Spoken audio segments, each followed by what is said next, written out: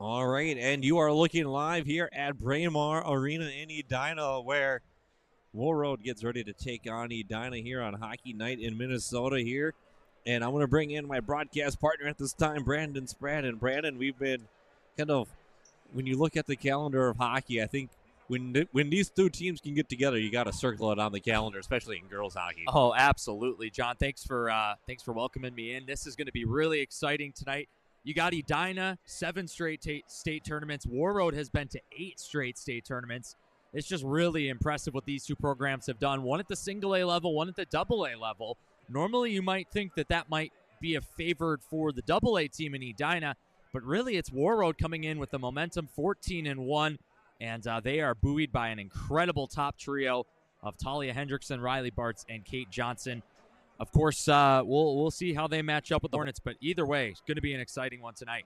Yeah, I don't think anyone on Edina has or anyone even in the association. You know, like you look at like the Edina Association, the Warroad Hockey Association. You know, you just look at them; they're so deep. I don't think anyone has the talent level that Warroad has this year in Class A, especially. Yeah, and you certainly see that. You got the matchup stats up on the screen at the moment. You see the Warriors at over 7 goals per game this season, which is incredible. Hornets at about 4, playing a very stiff schedule. You look at the goals against for both teams, that really stands out too, both at under 1.5 per game. Good penalty kills. Warroad's power play is up at over 40%, which is just amazing. We're going to get a look at some lines here as well on our screen. Teams are taking the ice, and we'll get starting lineups here shortly. This is the starting lineup for Warroad. It should be Talia Hendrickson, Riley Bartz, Kate Johnson. And then at defense, we're going to see Abigail Trimmick and Lexi Kirkby.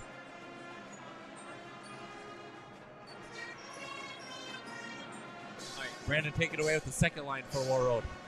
Yeah, second line for the Warriors, you have Lila Langto, the senior, Abby Ruley, a senior as well, and Jaylee French, an 8th grader on her right wing. On defense, it is Kalila Lindquist and Katie Comstock. And this third line for Warroad, still not one to sleep on. It's Emmy Hardwick and Naya Sandy on the wings and Maddie Skogman at center. And Brandon, we got the fourth line here. Yeah, third line D for Warroad, Vivian Markalka and Kateri Sandy, excuse me. Their fourth line, Sophia Johnson, Linnea Heron, and Michaela Curtis. And we'll look at the Hornets lineup here now. And it's going to be, you're going to see Kate McCoy, Ellie Chapman, and Hannah Halverson, buoyed on the defense by Tori Anderson and Sammy Hankinson. Second line for the Hornets, you have Lorelai Nelson stepping into the middle for the injured Lauren Zawoyski. She will center Whitney Horton and Kaylee Idrogo Lamb. And then their second D pair, Taylor Gardner and Taylor Porthen. In their third line, it's going to be Eliza Fraley, Stella Hankinson, Mary Vellner, buoyed at the defense by Nora McConnell and Camille Dubik. We'll pause here. We'll get starting lineups from our PA man tonight, which is Phil Stark. Our very own Phil Stark. Yes, our very own. Does some work here with MNHockey.tv. And we'll get the starters, national anthem. We'll step out, and we'll be back in just a few with puck drop.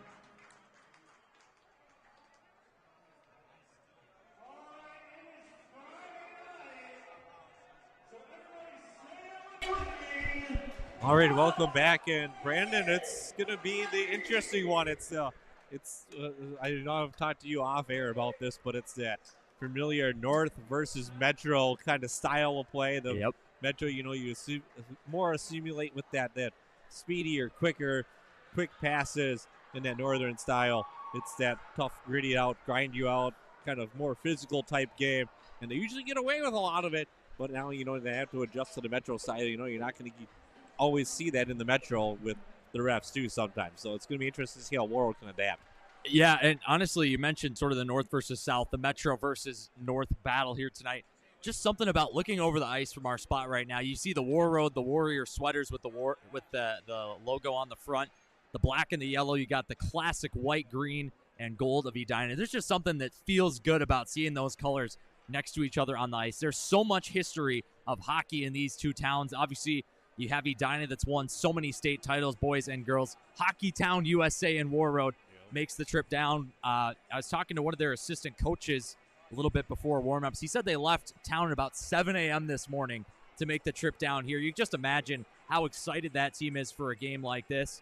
And for Edina, we look at the record, 8-3-1. They're not used to having, it's not bad, but they're not used to having that many marks up on the board at this time of year. So certainly something to prove for that team as well. It's just such a classic matchup. Friday nights under the bright lights of Braemar Arena. We got the band in the house. Let's get going. It's Minnesota. It's hockey night here in Minnesota. You look at this 4 state tournament championships for Edina and girls, 3 for the Lady Warriors of Warroad. But one thing these teams both have in common, 13 state tournament trips apiece. So there's a lot of history up there on the girls' side, not just on the boys' side. Absolutely. The only thing that would make this better is if Edina was in green. I know, right? The green and the black going at it. I know. And we're underway here. Face-off one, drop back there to Tarmac. Intercepted right away. Here's an opportunity chance for Chapman. And blocked into the corner there early on. Feeling things out here as Chapman goes into the corner. Pull him away with it by the Warriors. They can't quite clear it out. McCoy picks it up there. He's going to stop and survey here. Early part here comes the Warriors back the other way now. Working it back over here. There's Hendrickson. Hendrickson drop pass to Bartz. Tries to go out in front. Shot save there just off the side of the wall. And there's another shot and there's another save by Cornier.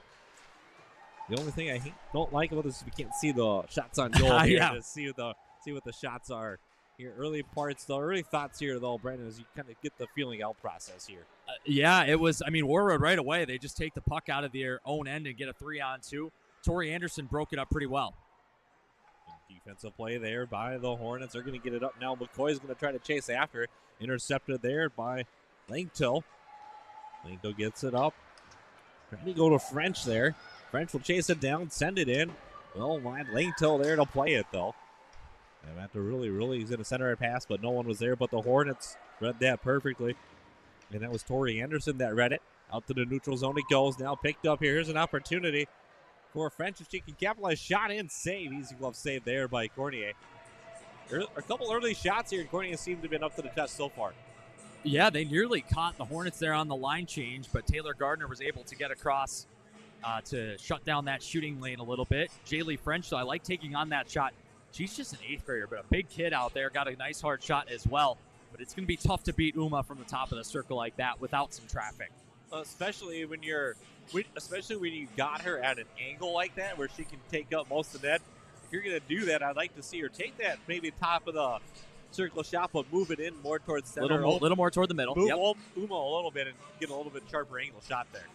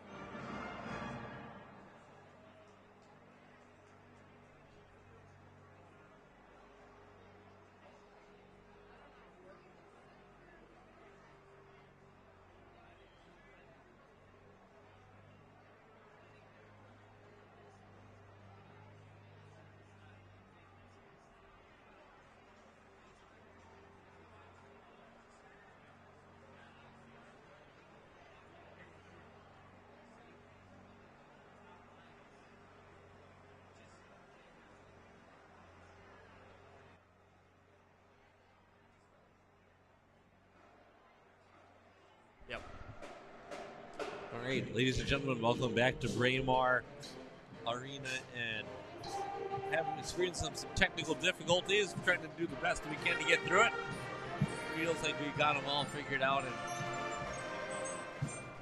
just what a first period it was, though. Yeah, thanks, John, for bringing me back in here. Yeah, sorry about the technical difficulties. We'll get you caught up a little bit.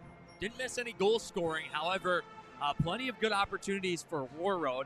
They lead on the shots 14-3 unofficially after one, but honestly, that sounds about right. Uma Cornier had to face quite a few shots, made a couple big saves, a lot of first and second opportunities of Warroad just getting pucks to the net. So Warroad has to be happy about that first period. One thing to note, too, I think this was after we were off air, but Edina took its timeout 6 minutes into the game. Yeah. And nothing really changed too noticeably after that. So now a little bit more of an extended time in the locker room. We'll see what happens coming out of the break. All right, I'm going to pose this question to you here, Brandon. If you're Coach Calgary, what are you telling your Hornets right now? Well, it was a tough first period for them. I think the thing is, though, what they did do well, they gave up some shots, but especially toward the end of the period, they were doing a little bit better keeping the shots to the edge. And Uma can defend those pretty well, but they certainly have to get a better forecheck going, and that first pass has been lacking a little bit from their blue line, especially as the legs started to get a little heavier toward the end of the period. We saw 3 or 4 icings, so they just got to really focus on that first pass, get it deep, and then try to just forecheck a little bit on those Lady Warriors defenders. That's what Edina's strength is. It's not necessarily in transition. They have to just have the puck spending more time in the Warroad defensive end, on our end of the ice, if you will, here at Braemar, as we're positioned over the right defensive zone. But Warroad's got to like that first period. But we were saying toward the end, Edina, for how it went, getting outshot 14-3, you still at least have to be happy or even on the scoreboard and just go from there and see if you can get things figured out in the room. Yeah, and I can tell you that if I was Coach Marvin right now, it's a pretty simple message for the Warriors. It's keep doing what we're doing. We're going to get one past Uma, because eventually every goalie you see it you give them 50 shots, you're eventually going to get at least one past that goalie. And at this rate right now, you got to feel pretty confident if you're Warroad. You're going to get one past Uma if you can put up 13, 14, 15 shots a period against scoring. You're going to get one in eventually. Yeah, absolutely. And, we talked about the Warriors and their 3 lines they like to play. All 3 lines had a great period. I mean, this team is so experienced up front and on the back end. There's really no holes to poke in the lineup. I mean, their youngest player that they play is Jaylee French, the 8th grader, 15 games. She's in her first season. I thought she was one of the standout players of the entire period for Warroad, really buzzing on that second line with Lankto and Ruli. And, Jaylee French is going to have to step up eventually because she's playing with 5 seniors in the top 6. They're going to lose a lot of this squad after this year, but for this year, the Warriors are absolutely formidable. And I mean, you talk about that, but you just look at this hockey factory that is Warroad out there. Just when you think that, look at they got, they have double-digit seniors on this roster. But you just look, they got 5 out of their top 6 are seniors. Yep. And then you look at their D. They're going to lose 4 on the D, 4 on the blue line. There, 3 of their top 4 D. Yep. But then somehow magically, I don't know what it is, David Marvin just has something with, I think it's just that history out there of just hockey, to be honest with you. But it's just somehow he just manages to, we'll just replace those top 6 with freshmen, and then suddenly they're still right where they left off before. And that just kind of shows you just that hockey factory that Warroad has up there and why they are called Hockey Town USA. Just when you think they're down, they're not really ever out. Yeah, no, you're absolutely right about that. I mean, you look at, Warroad last year, 26-3-1 was their record. They won a Class A state championship for the first time in 10 years, and they show up the next year, and you had 2 college commits in Lexi Kirkaby, Riley Bartz to your lineup, two of the very best players out of North Dakota coming into this Warriors program, and they're just that much better this year. It's really quite something. Different. I don't know, where this team ranks. It's hard to say, but, different people around the hockey world think that, maybe this is the second or third best team in the state overall. Certainly what they did to Gentry earlier this season and so far tonight makes you think that that could definitely be true. Maybe Andover and Minnetonka, maybe the only teams that could give them a run for their money, but we still have 2 periods left of this game, so we'll try to avoid hypotheticals and stick to the teams actually on the ice. I mean, you just look at we keep talking about, and I don't like doing this, but just look at that depth that the Warriors have, especially in net with Jordan Weck, who 6-0 as a backup. Yep. Per se. Well, she probably gets the net next year as Kate Stevens will be moving on. And trying to find me a backup goalie that at this point in the season has played 6 games and won all 6 that she's been in. Right, absolutely. It's not too often that 14, 15, 16 games in, you have a backup goalie that has played 6 games already. So it just goes to show you that. And then you talk about the college commitments. Obviously, everyone knows about Hendrickson, Bartz, and Johnson all going to play Division I college hockey. 2 of them at Bemidji State, 1 at St. Thomas.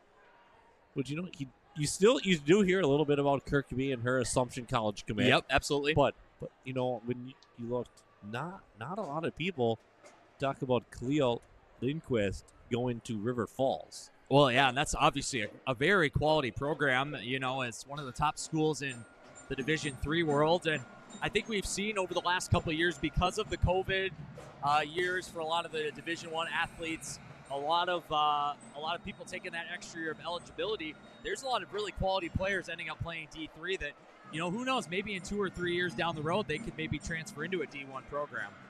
And then, obviously, everyone knows about the commitments that Edina has, but Zawaski going to Mankato and Halverson going to Wisconsin, Portland going to UConn, and I believe obviously Uma going to Princeton. But yep.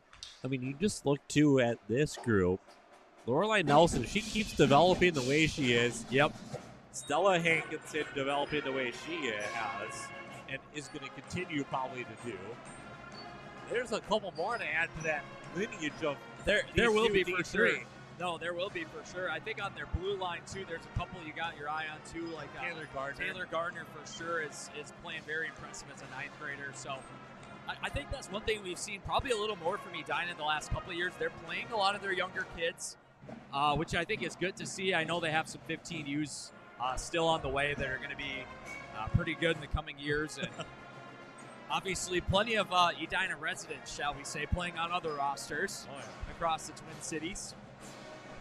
The 15-18 for Edina every year seems to be that 1 or 2 loss team.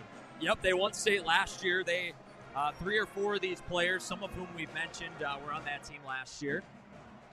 So it just goes to show you there's one Metro hockey factory and it's Edina. Yeah, certainly, yeah. You go to outstate, it's Warroad, it's Grand Rapids, it's Duluth. As Terminic plays it in. And icing there. I know they're not playing in this game, but you still got to think of how cool would it be to be a kid from Duluth and get into playing the only outdoor hockey league in Minnesota. Yeah. As a youth player. Could you imagine having that in Warroad? I think that would be pretty cool because it wouldn't be necessarily ODRs, it'd be lakes and ponds. Well, that's a good segue, actually. Matt Harrington and I are going to be making the trip up to Warroad next weekend for our game of the week. It's going to be Hermantown at Warroad Boys. We'll make that trip up on Saturday, and we're hoping to feature kind of some of that local hockey community and maybe the outdoor piece of it as well. So stay tuned for that. It's a fun trip up there. I made that trip last year with the hockey team, so it's always great when you get into that history of the Gardens and the Olympic rinks up there at Warroad. That save rebound comes out, picked up by the Warriors. And again, off to the side there. Cornier standing tall so far here early in the second period. Yeah, makes another nice save there on Riley Bartz and turned it just wide enough that Kate Johnson couldn't get there on the follow. It's also on her offhand as well. She's a left shot playing on the right wing. But honestly, every time Warroad's top line has the puck, I feel like it becomes a 3-on-2, and they know what to do with it every time. It's incredibly impressive from that top trio.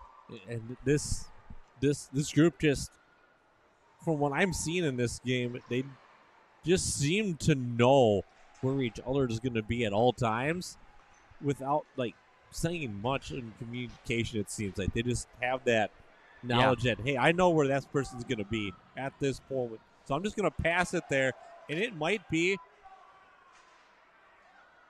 Nelson there ran into the official, unfortunately. That's a tough break for the Hornets. A little shook up there too. Both of them, Nelson and the ref, a little shooken up there. Looks like they hit knee on knee.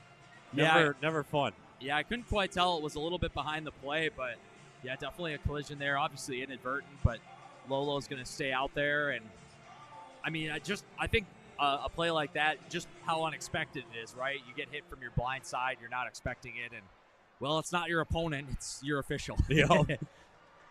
And going back, giving chase there. No icing the call. Sandy plays it back. Now picked up to Skogman. Trying to clear it out. Hardwick now. Just underway here, second period. No score yet on the scoreboard. I don't think. And I don't know if you would have told me at the start of the game and coming into this rink that 2 periods and a little bit, or 1 period and a little bit into the second, it would be tied at 0. I don't know. I think I would have said you're a little crazy. I would have maybe 1-0, 1-1, but not 0-0. Yeah, I think this is a game. It's just kind of waiting for that first goal to kind of break the ice, and then we'll see how the teams react. Often that's kind of how it happens, but both Matt Harrington and I thought this would be a little higher scoring game as well. We had 4-3 either side. Matt taking Warroad, and I had Edina, which Matt looks he's looking better so far, but as you said, still no score, 2.5 into the period.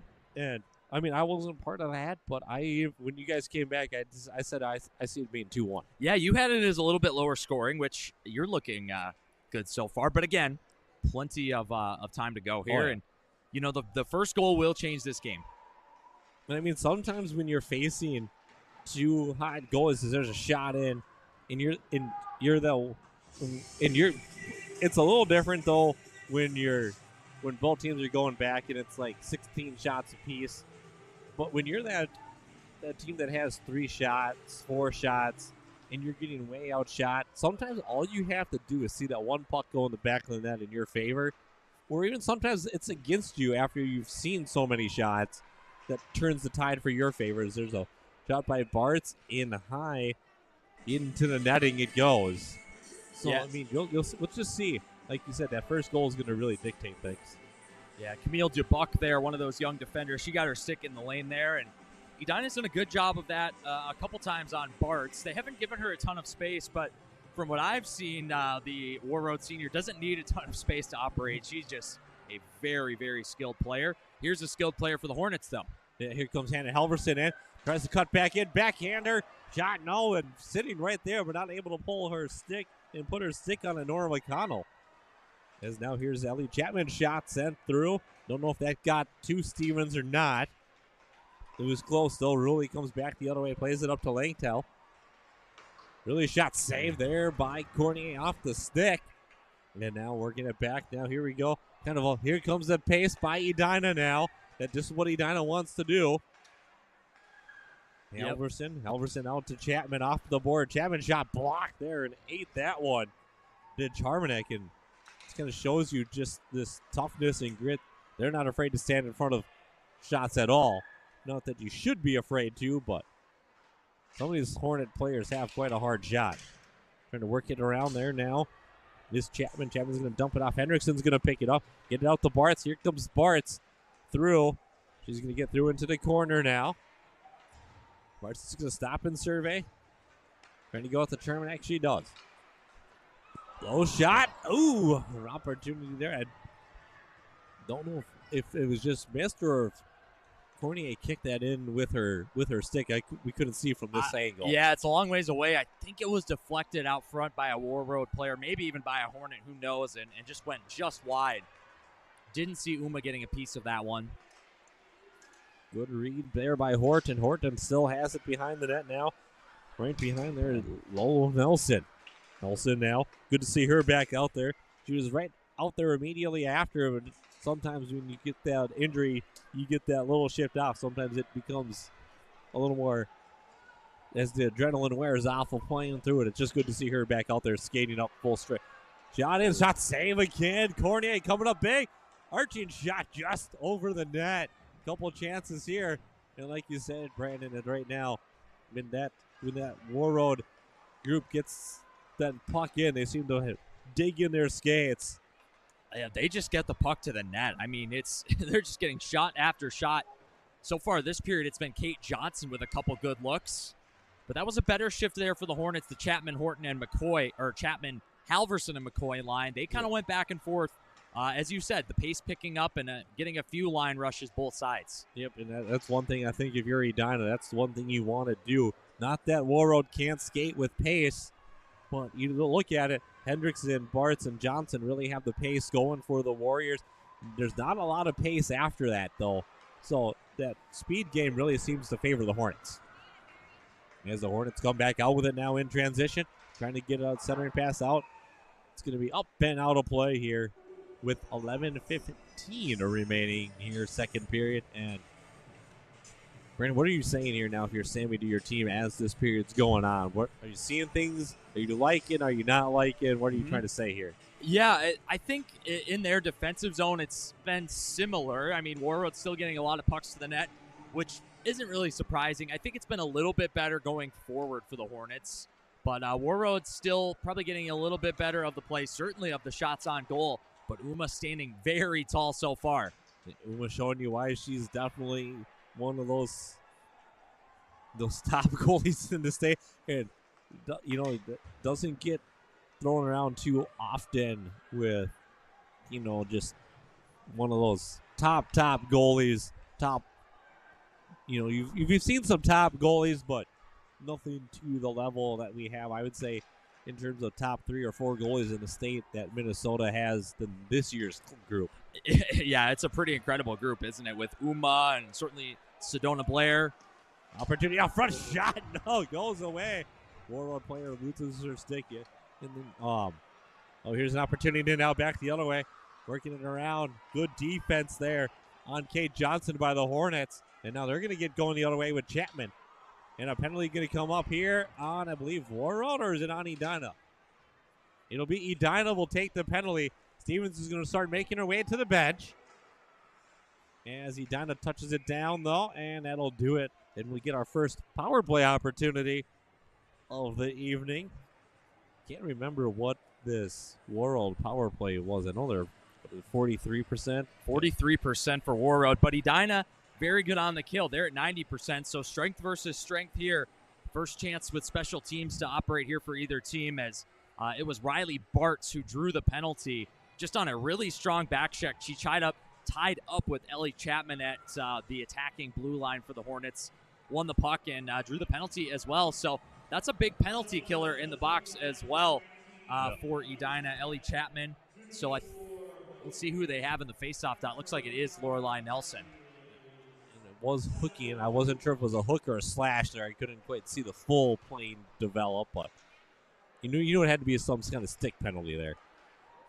Hermanek working it around here. This is a really solid puck-moving power play when they can get set up. One thing that you're going to see, and I saw this last year when I covered Warroad, is when they can get their power play set up, it's going to start setting up wide, and then they're just going to keep passing you to death, and that is going to shrink and shrink and shrink until they get that good position where they want to be for their shot. So far, though, it's been a good kill for the Hornets as Nelson and Horton combining to put on a nice forecheck, which that's one thing that Edina really likes to do on their penalty kill. When they can get their 2 forwards deep and just try to waste time, they don't just dump the puck and wait in the neutral zone for the other team to come back on them. They are really aggressive with their forwards on the forecheck. As Kirkby has it now, she's going to try to get something going here, try to get Warroad back in set up in their power play formation. 54 seconds left on the power play here for the Warriors. Working around Hendrickson. Hendrickson gets it out to Terminac.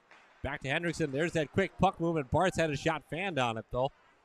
A little bit. And she went down to a knee. Terminac with a shot. That's blocked and ate up on the leg there of Nelson. And Nelson went down with her knee earlier. Now takes another one there. Got to admire that kid's grit after getting hurt earlier. Now not afraid to stand with her knee out, taking one on any of these Warrior shots. They're pretty strong as well, but Abigail Terminac especially. Yeah, definitely. And again, that's kind of what I've seen from Lorelei. You know, she's just a freshman, just a ninth grader, but isn't afraid to get to those dirty, gritty areas. And they're going to pull the face-off outside here. That was the discussion. But yeah, Lorelei is good at that. And again, she's stepping into a new position. She's going to play center here for the foreseeable future. I assume that's going to be where they'll want to put her long-term as well after this season. But Zawoyski goes down, and Lorelei's doing a nice job filling that spot.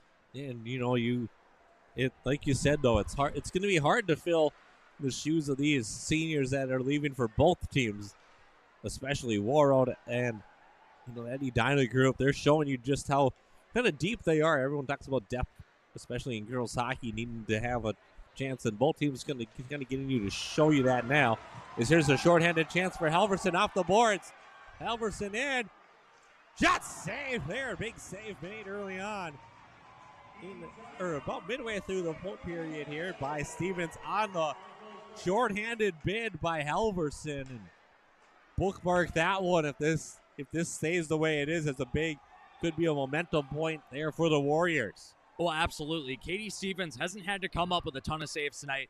That is a big one, though. Definitely bookmark that one there.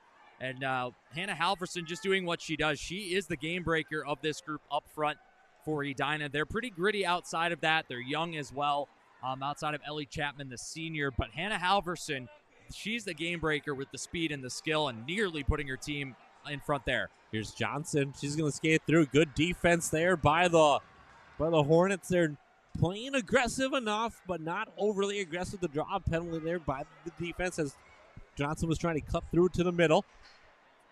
And that's up and out of play in the Edina bench. 7:03 left to go here, second period. No score yet, as I feel like Edina's had a few more of the chances here later in the second period than Warroad has. Yeah, that was a really good penalty kill for Edina. They did not give the Warriors much at all outside of maybe the one chance for Bart's on the one-timer that she kind of partially fanned on. Loose puck out front, covered up. Picked up there now. Who is that? That is Horton. Horton drops it back to Nelson. Nelson dumps it in back to Hankinson. Hankinson going to give it out. Now back behind it, Drago Lamb. Back out to Nelson. Nelson off the boards to Porthan. Back to Horton now.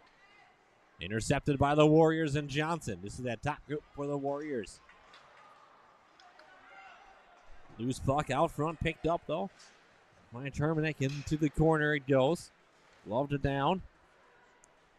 And a scrum ensues, and Hendrickson has it. Hendrickson has Johnson out wide. Here comes Johnson. Just going to skate over the blue line. Has Hendrickson cutting back on the back door. Tried to go back door pass, not there. Now coming back the other way. Here comes Horton.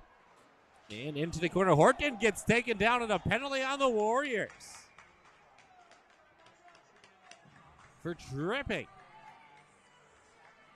And now we're going to see this power play for Edina at 28.2%. Penalty kill for Warroad, not too shabby either, 82.4, so rounded down to 82%. 91 or 28% on the power play for Edina. Not quite where you want to be. 28's pretty darn good, but yeah, it's not quite Warroad's 43, is it? But great shift there by the Hornets. Horton, Nelson, Idrogo, Lamb. That's such a young line. You have two sophomores and one ninth grader, and they looked really good there. They got the forecheck going, and then how does Horton draw the penalty? She doesn't just dump and go change. She dumps and goes after it and forces Warroad to take the penalty. Yep, here we go. Here's going to be just Chapman group. Chapman out there with Halverson. Working it around, kind of a loose puck. It's in goal, Hornets, and they score sitting on the back door. Reading that one perfect. Guess who? For a lie. Nelson sitting right there. Read that one perfectly. Stevenson didn't see it, and Nelson pops it in, and it's 1-0 Edina. 7th goal of the season for Lorelei Nelson. We've talked about her a lot tonight, how she's not afraid to get to the gritty area as well. How's that for a gritty goal? It took a couple whacks, but she just gets to the blue paint. Chapman, a big body there out front. Horton with the initial shot off a nice feed from Hannah Halverson. Just a well-executed power play there for Edina, and there is that first goal, despite Warroad heavily out shooting the Hornets. We'll hold that thought as Warroad was right into the offensive zone, but there's the first goal. Now, how do both of these teams respond? I can tell you how Warroad's going to respond. They're doing it just same on right now.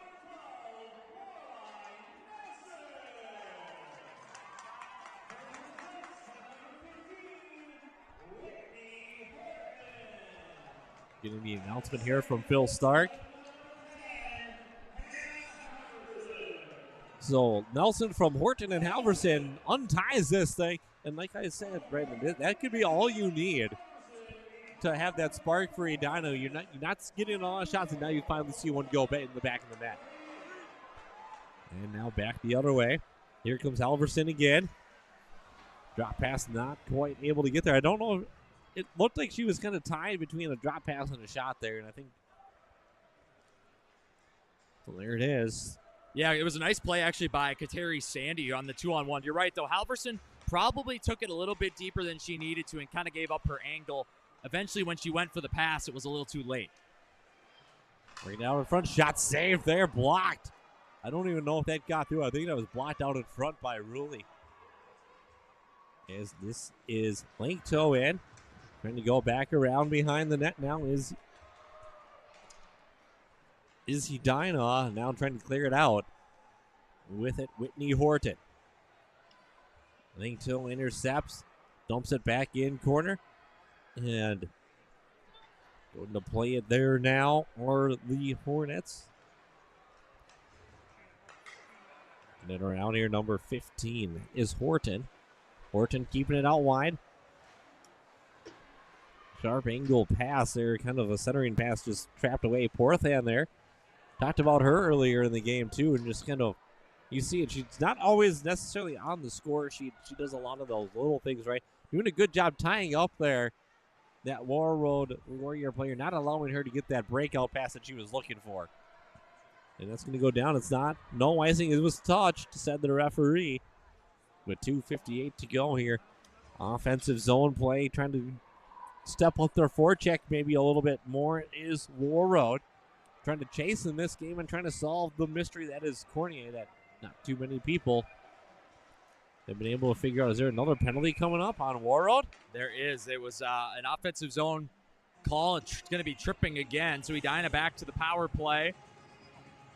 Didn't see who took it. If I'm Edina, I'm fine with that. The last time we were on it, we scored. So yeah, it didn't take them very long either. So another power play opportunity here. It's going to be Maddie Skogman, the junior, who will sit here. But yeah, this game is starting to look a lot more like we expected here, especially as the second period has gone on. Both teams kind of going back and forth. Edina has been a lot more aggressive on the forecheck, and I think you're seeing some fruits of that so far. Lolo's kicked out of the dot here. Puck's down. Referee dropped that pretty quick, and Warroad's going to get it clear. And that's my biggest pet peeve is, you're so whatever, so nitpicky with that initial face-off, and then you get that backup, and then you're just if you're going to drop the puck that quick, just drop the puck that quick no matter what. I'll share my face-off pet peeve in a moment. We'll let this play. Right now, here it is. Shot in, loose again. This time covered up.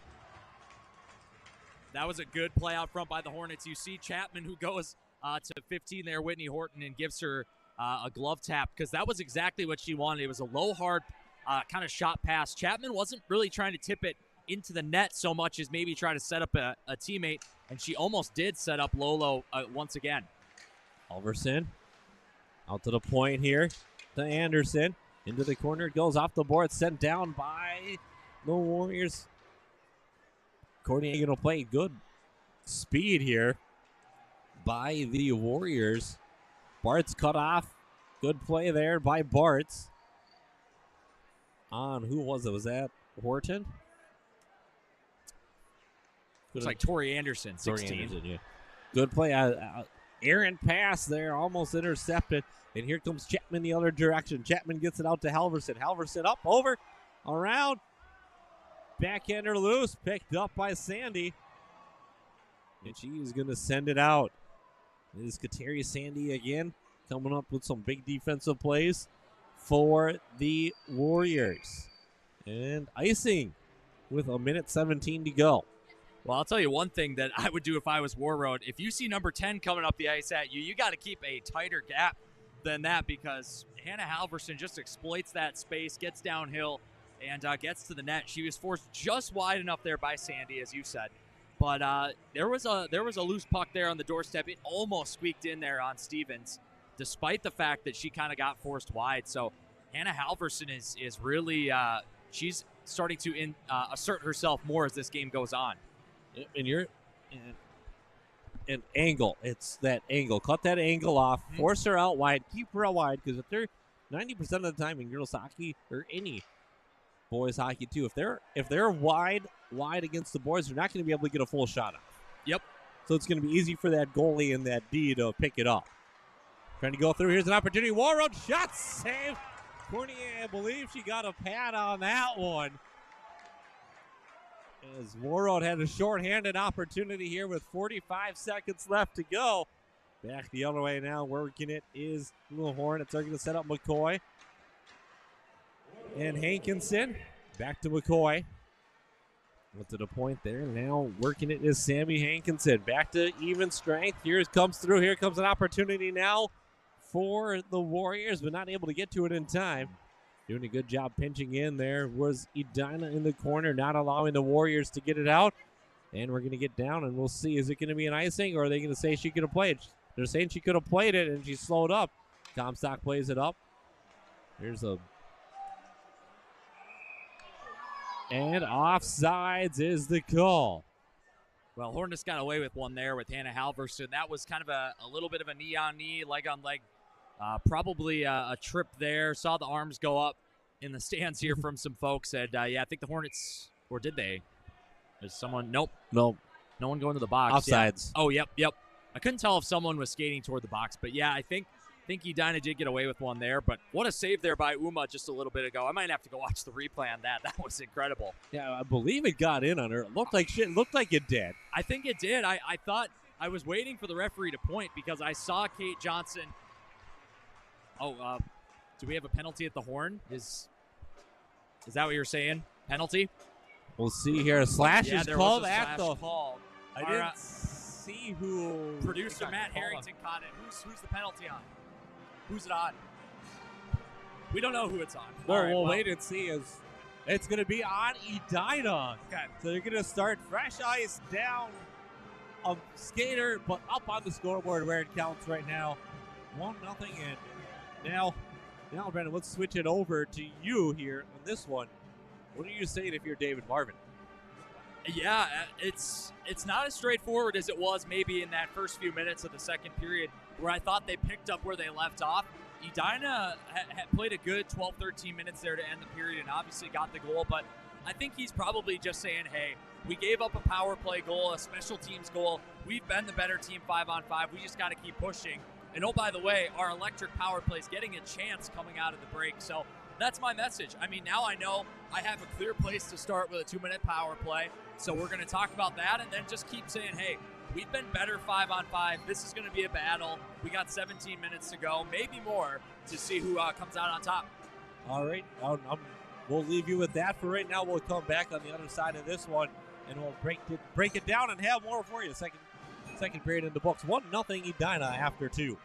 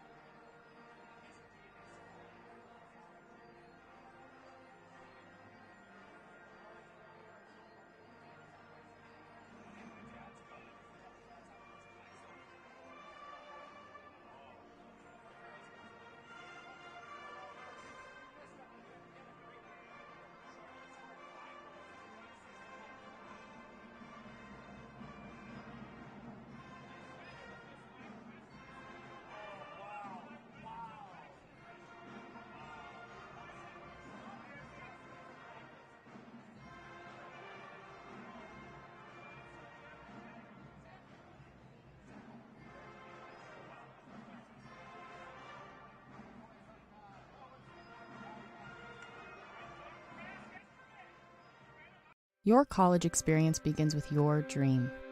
Your time at St. Cloud State will uniquely be your own, but your journey will be guided by our community. Be you. Be bold. Be a Husky. They say good things come to those who wait. But greatness, that's a different beast. It doesn't come when it's called. It won't wander up to those who do nothing. You have to bait it with the sweat you leave on the ice. You gotta push through the pain, smile through every ache, and suffer every shift.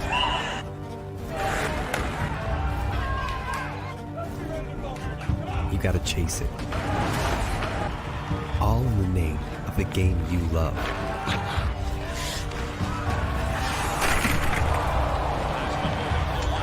Because greatness comes to those who take it.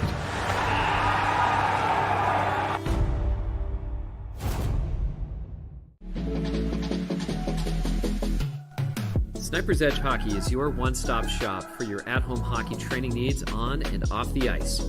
Find the perfect start to your at-home training area with slick tiles, synthetic ice, or a rink liner. Or upgrade your home setup with one of our top-quality training tools to help you work on soft hands, all of your deeks and dangles, perfect your one-timer, and improve the power and accuracy of your shot. Find it all online and in stock for immediate shipping at snipersedgehockey.com.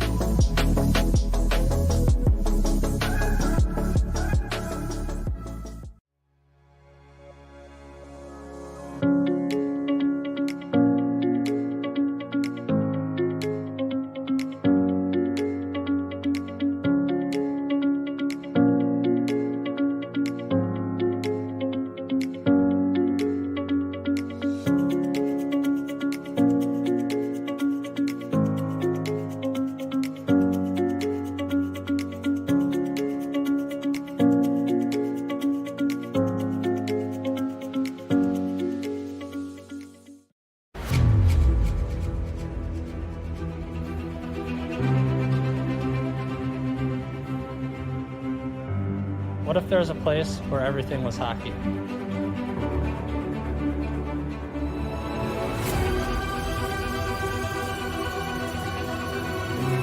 Oh, he can skate. Here comes Steves in on goal all alone. In Minnesota, there is. Scores!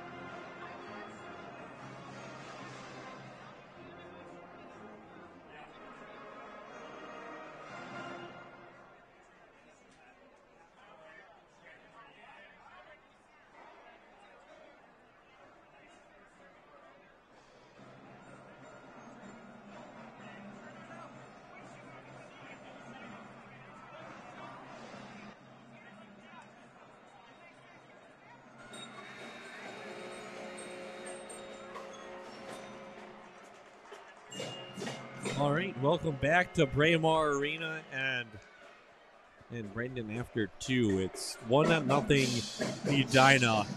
I don't think anyone would have expected a 1-0 game after 2. Well, except maybe you, because you said you had a 2-1 final score. But yeah, it did take us a while to get that first goal. Lorelei Nelson gets it on the power play. Shots in that period, by the way, were 10-10, so they were even, which honestly, really, that passes the eye test, if you will, of that second period, which was very even. But it's a full 2-minute power play on a clean sheet of ice for Warroad to start the third period here, as Lorelei Nelson got a slashing call right at the end of the frame. Big chance for the Warriors to begin the third. And let's see what Coach Dave Marvin has drawn up here as you start off this with a power play. Haven't been able to figure out pretty yet, but still obviously plenty of time. And that penalty kill and power play kind of match up again. Yeah, it's strength on strength. I mean, Warroad's at 40, just over 40%. Edina at over 90. So, big strengths of both teams. Of course, the cliche, goaltender has to be your best penalty killer. We'll see what Uma has to do here. She didn't have to do a whole lot on their first penalty kill, to be fair. No. As Terminic sets it up here. Now this is what you're going to start seeing. You can kind of see how widespread Warroad is right now. And they're going to hit a certain player, and when they have identified that player, they're going to start kind of skating in, kind of crashing in, making that kind of that tightness and make Uma Cornier feel a little bit uncomfortable. And that's kind of been a staple of Coach Marvin and the Warriors over the years, is just kind of that kind of gap in, closing in, feeling, suffocating power play that they have, as they just kind of just start suffocating the team. Kirkby gets it out to Johnson. Johnson now to Hendrickson. Still out to the point there to Terminic. Gets down. Bart's shot just off the glove of Cornier again. Not getting any breaks right now are the Warriors. All those lucky bounces have gone the opposite direction if you're the Warriors. High shot, save, loose puck covered up by Cornier. And it keeps it at 1. Nice high, hard shot there by Talia Hendrickson. I think it maybe caught an Edina stick and just ramped up that little bit more. Couldn't tell. But Uma made a nice save and got on top of the rebound quickly. She usually controls her rebounds very well, and when she doesn't, she knows where the puck is, and she goes and finds it. Terminic again, low shot, save, kicked away there. Bart's going to go crash in and get it. Barth now works it around off to Johnson. Johnson tried to do a centering pass. Good defense there by number 6, Taylor Porthan. Again, like we said, not something that's going to show up on the stat sheet there, but just those pass lane breakups there as Barth backhanded down to Johnson. Couldn't quite settle it in. Now Terminic sets it up to Bartz. Bartz can't hold on to it. Goes into the corner, picked up there by Hankinson. Out in front comes Warroad off to the side. Loose puck still. Johnson sets it out to Terminic. Uma Cornier, a screen set. Kicked away into the corner now and picked back up there. Now here comes Warroad. You can kind of really see them kind of stepping up, really kind of putting on the pressure. But this power play is almost over for the Warriors. Here's Hendrickson's shot. Save there. Yeah, and Riley Part's right in the kitchen, too. She's able to make the glove save. Nice play right before that with Taylor Porthan, who just cleared the puck from the side of the net. She had a word there. Uma had a word for her there. I don't know what that was about, if it was maybe about a screen or something, but Bartz was tied up with her opposite number 6, Taylor Porthan, and they were right in front of Uma. She made the glove save anyway. Linktow got it up to French, but quickly dispossessed by Nelson. Nelson gets it up to Halverson. Halverson worked it out to Horton. So you kind of see a little bit of a line shake up for the Hornets a little bit. Now you see Halverson, Horton, and Nelson playing together. Yeah, I wonder if that's maybe just because of the penalty kill there. Chapman was out there for a long time. Nelson just out of the box. But we'll keep an eye on it for sure. Yeah, but just kind of waiting to get back to normal lines here. Might work itself out in a couple shifts as Nelson has the fresher legs, obviously. She was just sitting for 2 minutes. The Buck gets it out now. Into the middle. Shot saved by Stevens. And that is a Loose stick out there. It was picked up, though. I believe it was an Edina player without a stick, too. Usually not a recipe for scoring when you don't have your stick in the offensive zone, right? Yeah, hard to do much without a stick, right? Because you can't really kick it in either. You can't punch it in. Yep. Not allowed. Hardwick. I mean, the only thing you can do is stand in front and let it hit you. Yeah, that's right. Getting around now, clearing it out, picked out there, DeBuck again. Halverson played it with a high stick, but the Warriors touched up, so we play on.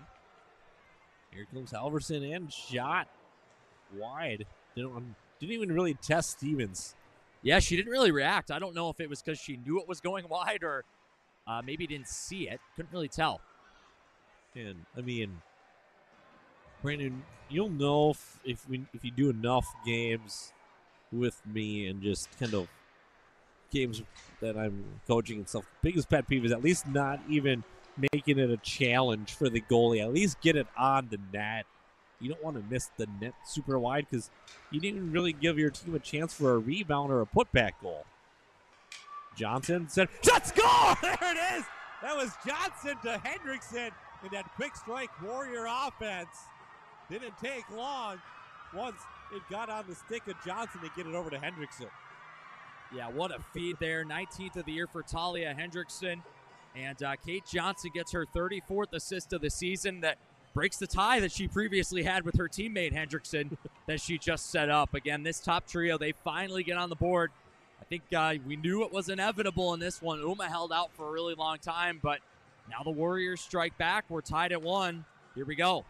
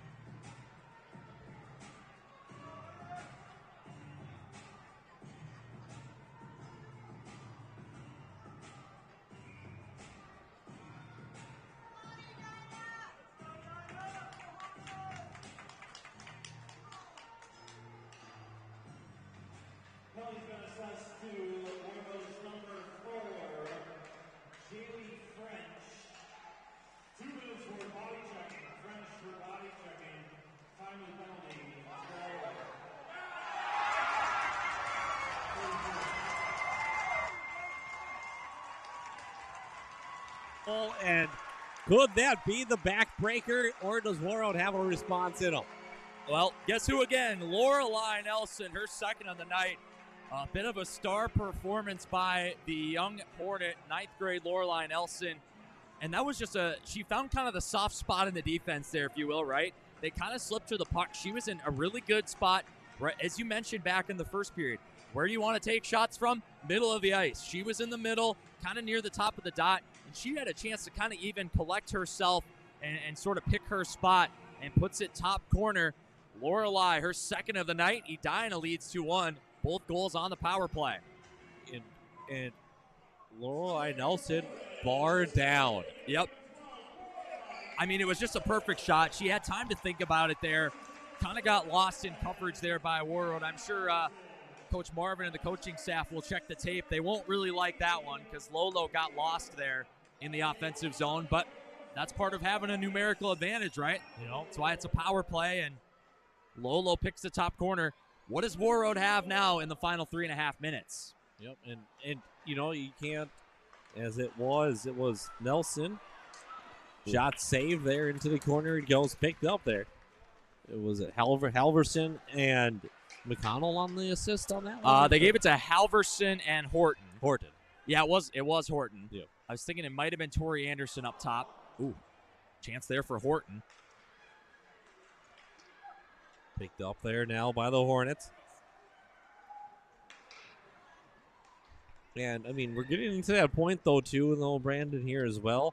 One thing that you talked about with those 2 timeouts early, starting to get down to that 2:50 mark here, as here comes that's Johnson and gets taken out, rubbed out of the play. No penalty called on Edina.